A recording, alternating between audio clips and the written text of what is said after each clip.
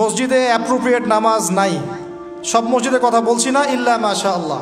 অনেক মসজিদ এখন বাইতুন নাস হয়ে গেছে, মানুষের বাইত, আল্লাহর ঘর নাই, সূরা ঠিক নাই। এরপরে রুকু, এই যে রুকু করলাম, রুকুতে গিয়ে একটা বার সুবহানা রব্বিয়াল আযীম বলারই সময় পাওয়া যাচ্ছে না।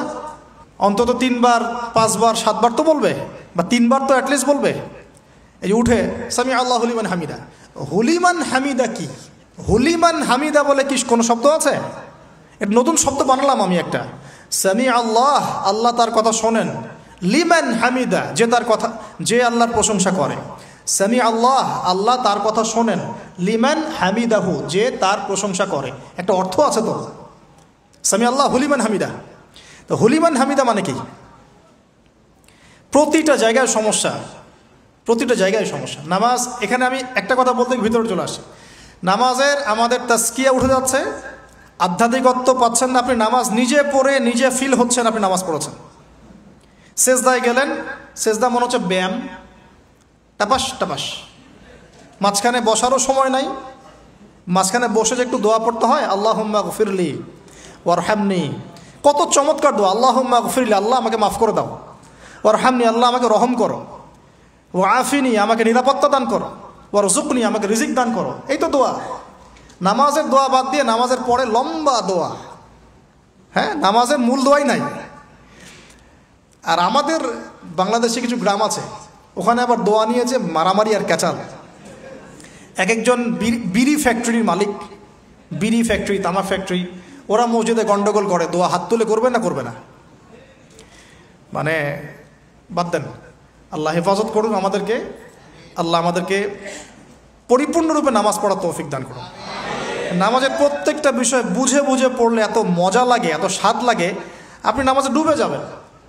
আর নবী সাল্লাল্লাহু আলাইহি ওয়াসাল্লাম কীভাবে সারা রাত নামাজ পড়তে পারেন, রাতের একটা লম্বা অংশ কেমন করে নামাজ পড়তে পারতেন? কারণ তিনি তো ফিল করতেন কি পড়তেছেন, তার তো ক্লান্তি লাগতো না। তার পা কখন ফুলে গেছে তার টেরি পাচ্ছেন না তিনি। কেন সাহাবীদের পা থেকে তীর খোলা যেত? কারণ নামাজে দাঁড়িয়ে তারা ডুবে গেছেন আল্লাহর মধ্যে। আল্লাহ, এটা তো বললে অনেকে আকীদার প্রশ্ন তুলবে। আসলে আল্লাহ পাকের সাথে আমি বিলীন হয়ে যাচ্ছে এখানে। এই বিলীন মানে কি? শারীরিক বিলীন। আমার মনন আল্লাহর প্রতি নিবদ্ধ হয়ে যাচ্ছে। এই তো নামাজ। এই নামাজ মেরাজুল মুমিন বলে না, আল্লাহর মুমিনদের জন্য মেরাজ। নামাজটাই তো মুমিনদের জন্য মেরাজ। তো মেরাজ মানে কি?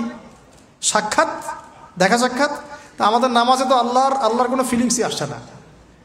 সেজদা করছে, সেজদায় নবীজি বলেছেন বেশি বেশি দোয়া করো, কারণ সেজদায় যে দোয়াটাই করবা কবুল হয়ে যাবে ইনশাআল্লাহ।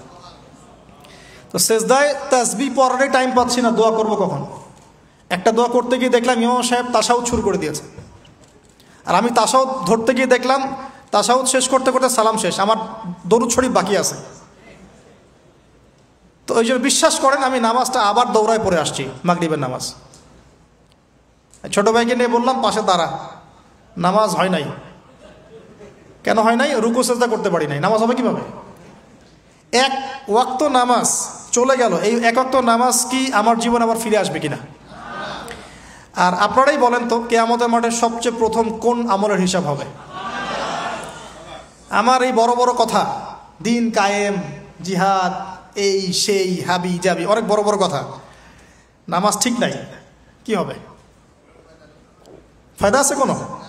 এই জিনিসটা যদি আমাদের সমাজ থেকে আস্তে আস্তে বিদায় নিতে থাকে তাহলে তো সমস্যা। আল্লাহ পাক আমাদের সবাইকে পরিপূর্ণ নামাজি হওয়ার তৌফিক দান করুন। একটা কথা বলতে গিয়ে অনেক ভিতরে চলে আসলাম। দাউদ আলাইহিস সালামের নামাজ আল্লাহর কাছে অনেক প্রিয় ছিল, আর তার সওম রোজা আল্লাহর কাছে অনেক প্রিয় ছিল। আমাদের সবাইকে আল্লাহ পাক এই মহামানবের জীবন থেকে নামাজ শেখার তৌফিক দান করুন, রোজা রাখার তৌফিক দান করুন। এবং কোরআন, তিনি জাবুর তেলাওয়াত করতেন, এত মধুর সুরে তেলাওয়াত করতেন, পাখি এসে তার তেলাওয়াত শুনতো, মাছ এসে তেলাওয়াত শুনতো। আমাদের তেলাওয়াত তো মাশাআল্লাহ করলে মানুষ বিরক্ত হচ্ছে, আমাদের তেলাওয়াত শুনে মানুষ বিরক্ত হচ্ছে। তো আল্লাহর ওয়াস্তে আমি একটু রিকোয়েস্ট করি সবাইকে, আল্লাহর ওয়াস্তে আপনারা সবাই বিশুদ্ধ করে তার তিলের সাথে কোরআন তেলাওয়াত করা শিখবেন ইনশাআল্লাহ। 1 বছর সময় লাগে লাগুক, 2 বছর লাগে লাগুক, 3 বছর লাগে লাগুক, এতে ইনশাল্লাহ জীবনে বরকত হবে, হায়াতে বরকত হবে, রিজিকে বরকত হবে, আল্লাহর সাথে কানেকশন থাকবে, কোরআনের সাথে আপনার সম্পর্ক থাকবে। কোরআন কাল কিয়ামতে আপনার পক্ষে সাক্ষী দিবে ইনশাআল্লাহ। আল কোরআন হুজ্জাতুল লাকা ওয়া আলাইক, কোরআন আপনার পক্ষে সাক্ষী দিবে বা বিপক্ষে সাক্ষী দিবে। আল্লাহ রসুল বলছেন লা হাসাদা ইল্লা ইসনাতাইন, দুইজন ব্যক্তি ছাড়া কারো প্রতি ঈর্ষা করা জায়েজ নাই। এক, রাজুলুন আতাহুল্লাহুল কোরআন, এমন একজন ব্যক্তি যাকে আল্লাহ পাক কোরআন দিয়েছেন, সুবহানাল্লাহ। ইয়াকুমু বিহি আনা আল-লাইল ওয়া আনা আন-নাহার, যে কোরআন কেন্দ্রিক, সে দিনের বেলা আমল করে, রাতে তাহাজ্জুদের নামাজ পড়ে।